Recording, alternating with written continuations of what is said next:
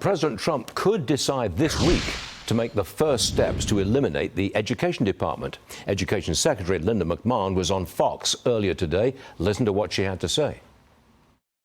His intent is to provide quality education through school choice to all students. And he wants to make sure that education is back at the state level where it belongs, that our local school boards, that governors and teachers and parents are really the ones that are involved mostly in their children's education. And the president wants to release teachers to be innovative in their classrooms. Let teachers teach. Let them do what they like to do. There is no one-size-fits-all for education. You know, we need an education expert. Believe it or not, we've got one. It's Erika Donalds joining me this morning here in New York City. We're going to need legislation to abolish this department. It's got to be. Do you think it'll ever happen?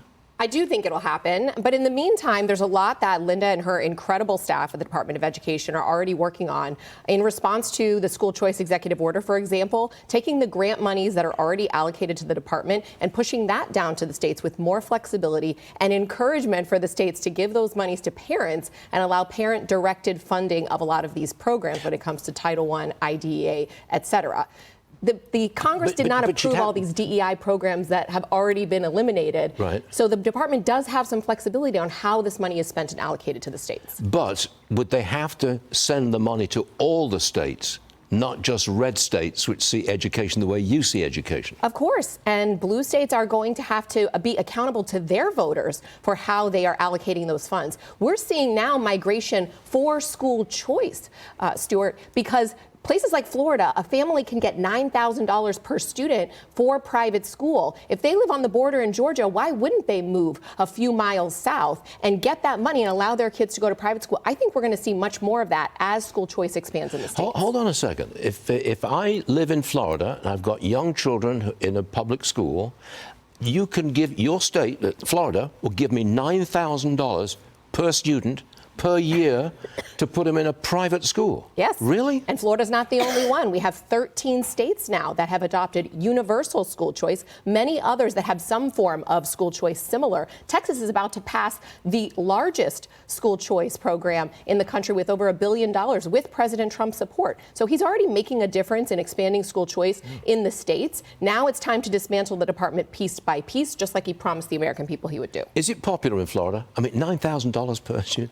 We had over 500,000 students participate this year, and nearly 400,000 have already applied for the fall. And we're only in March. So, yes, I think it's incredibly popular. The only reason it hasn't blown up even more, one, because parents don't know about it. Not all parents know that it's available. It's a relatively new program. Sure. And two, we need more private schools to open and expand. They have long waiting lists. So we are seeing that equilibrium start to take place and those free market forces come in. As parents have that money to spend, we're going to see more and more schools open up. Okay, so the private school gets the $9,000. Does the public school lose the $9,000? They do. It's the same $9,000 for each student, and it was the money that would have otherwise gone to the public school that's now following the student to wherever their parent chooses. I'm going to change the subject, and still on education. The president wants the Small Business Administration to handle student loans.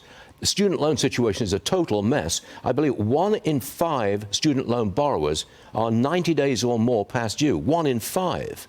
How would the Small Business Administration fix that? Well, the Small Business Administration, I was actually very intrigued by this idea. They already oversee a loan portfolio for small business loans that actually maybe that structure could be applied to student loans to improve it. We want to see more private lenders come into the space. And SBA loans are partially backed by the government, allows more flexibility for those private lenders to give better, more flexible terms. But they are tied to some purpose, some performance, and we want to see that in the student loan portfolio as well. So I like the idea. I think it's something that should be explored. But really, ultimately, we need the private sector involved in the student loans. The government cannot be the only lender of student loans in this country. It's actually contributed so much to the inflation in college-going rates. So we've got to fix it. The Department of Education is not the place to do it. It could be Treasury. It could be SBA. I like the idea. Yeah, but you've opened my eyes on schooling in Florida. I did not know that. And 13 other states and growing. I didn't know that either. Erika, thank you very much for being with us. It was a real Thanks for pleasure. having me. Appreciate it.